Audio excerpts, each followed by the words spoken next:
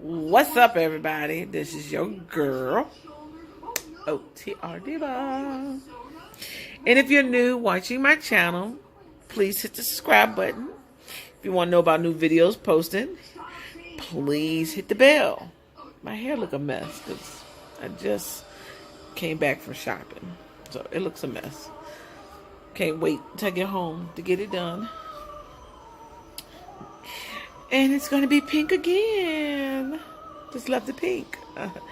Okay. Anyways. So, this goes out to Mr. Clark. Okay. My experience. This video is going to be about my experience at Tampa driving school. So, my experience at Tampa Truck Driving School, and for those of you who don't know, I went to Tampa Truck Driving School in Tampa, Florida. That's where Steven sent me for truck driving school. I lived an hour from there, so they provide housing, and that was included in my my loan or whatever, my financing. So, yeah, like a little apartment, shared with, I can't speak, it's probably the same for the guys, but I know for the girls, it was 4 of us to 1 apartment, 2-bedroom apartments, 1 bath, washer, dryer, kitchen, a living room. And we had somebody come by and clean our apartment for us, even though we kept it clean anyway, but somebody still came by, and I think they came by like once a week to clean, and I think that was like on Sunday or something. But anyway, so my experience with them, it was pretty good from beginning until the end.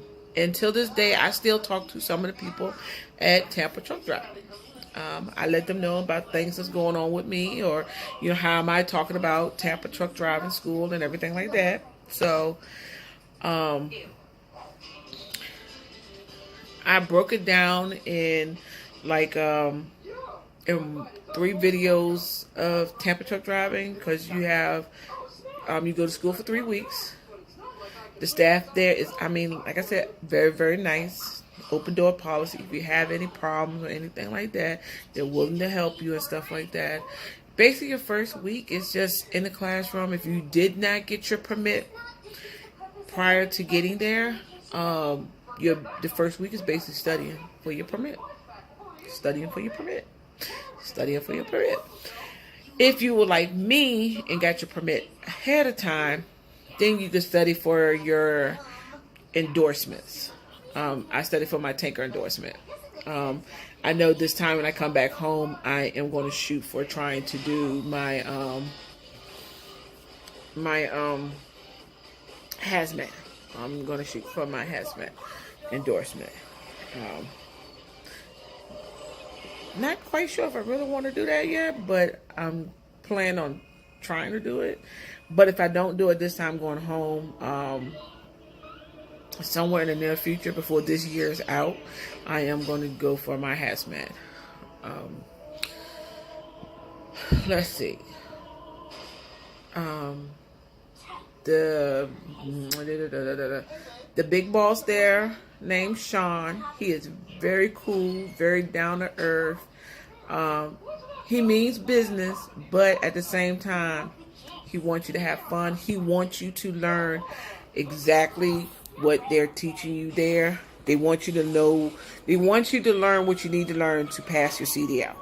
That's the whole gist of it all. They want you to learn whatever it is to pass your CDL. So don't get bummed out that if you take it for the first time, you don't pass it. Don't get bummed out.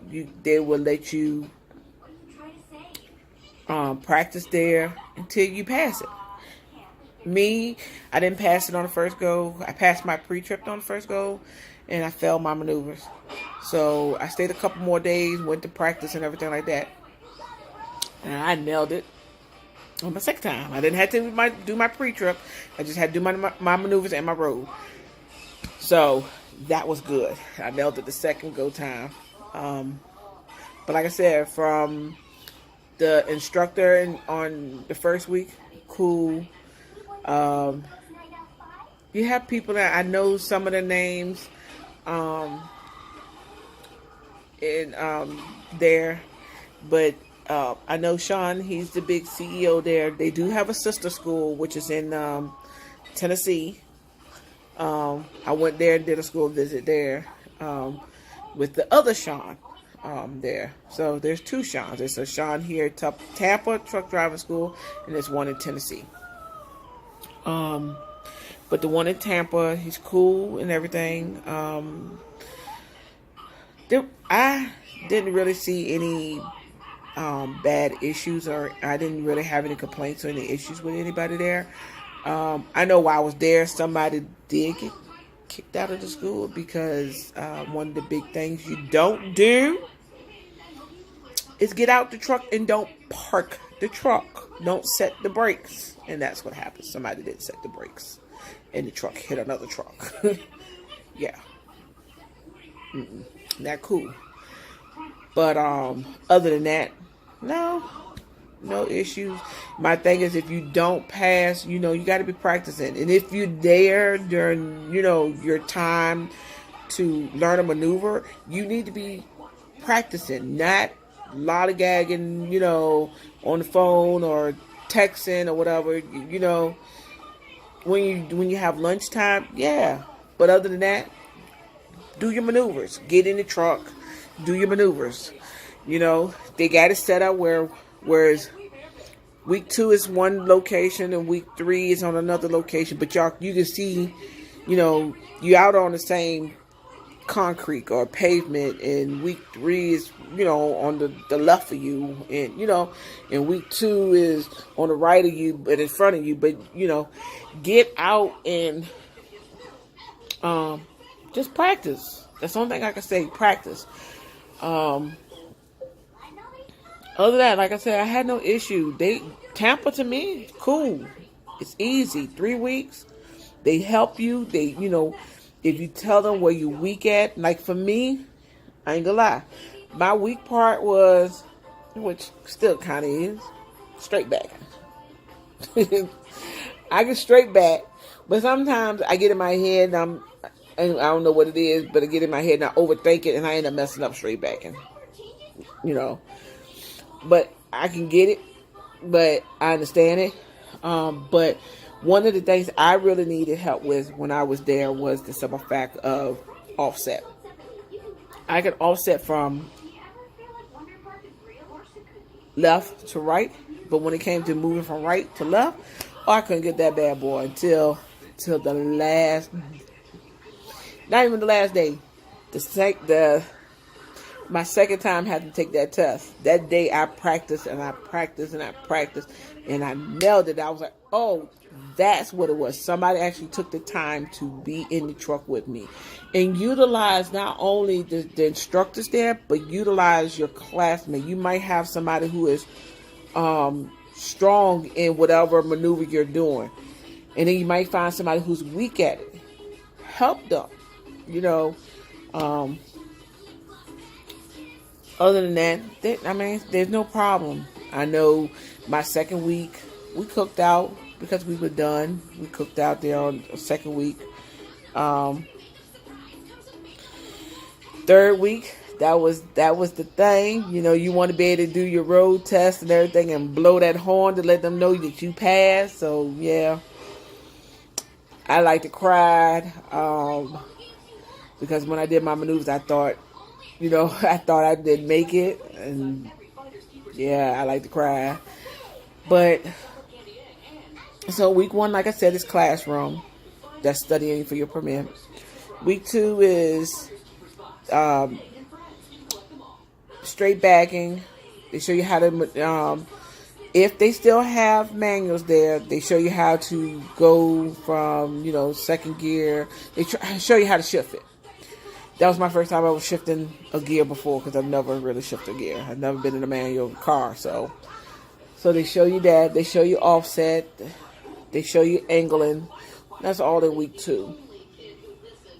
And basically week 2, you're outside all day long, other than lunch.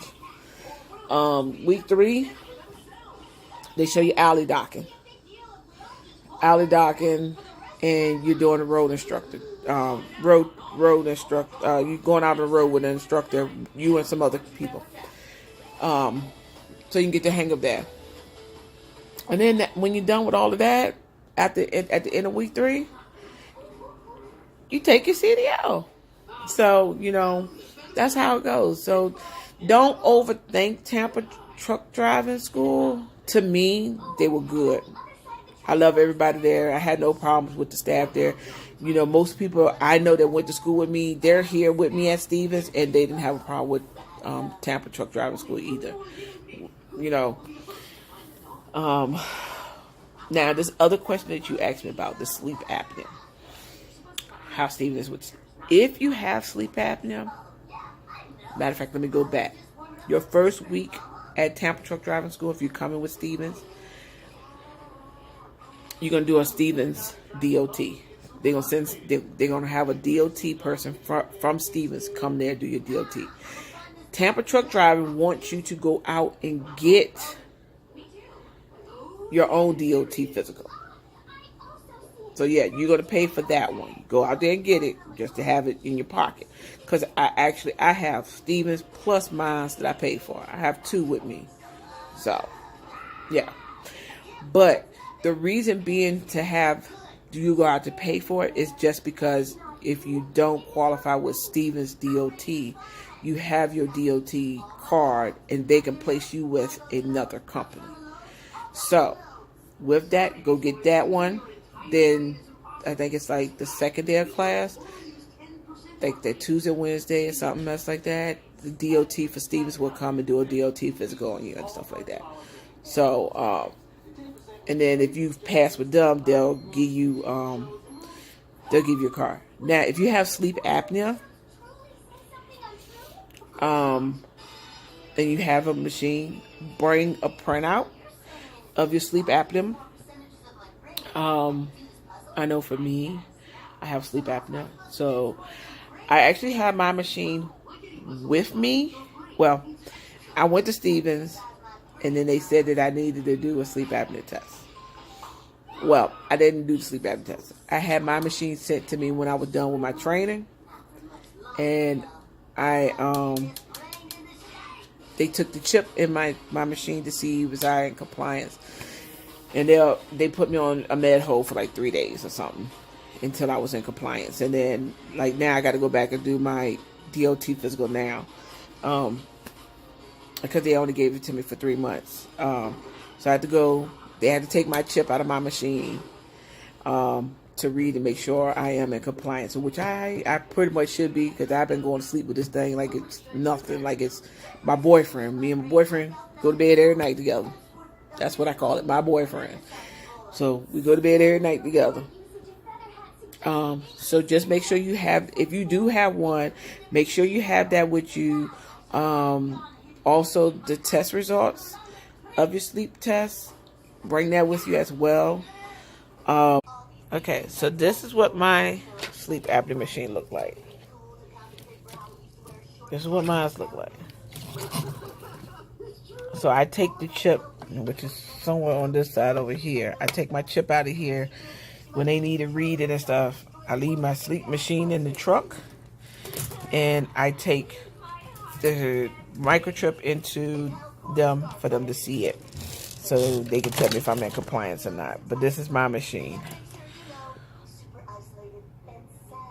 So yeah, so if you have a machine like that, or if you have your own, bring it. Start using it. Bring a print out of it. If you go somewhere else to get your DOT physical done, they're going to want a print out of it as well to see it, to see if you're in compliance for DOT. But yeah, make sure you are able to get it print out or something. I know my particular machine, it has an app that goes with it, and it can generate a report. So that's a good thing about mine. I can generate a report from my phone and email it and print it out. So I've done that for them once because they're something about the computer, something where the chip goes in at. They couldn't read it. The thing wasn't working, so I printed it out. So, but yeah. Yeah, I hope that answered your question about the sleep apnea thing. But, oh yeah, and they want you to use it a minimum of 4 hours, 4+ hours. So I use it a minimum of 4 hours. Sometimes I sleep so long, it'd be like 6 hours, 7 hours. Sometimes I be in that sleep. But yeah, I keep a track of it via the app or, just looking at the machine, but majority of the time via the app. But yeah, minimum of 4 hours. They want you to use it, 4+ hours. So I hope I answered that question. If not, please let me know, and I'll answer in the comments. All right. And other than that, this was about sleep apnea and Tampa Truck Driving School. And y'all know what to do. Be safe out there, because safety starts with you. And get out of luck. Other than that, peace.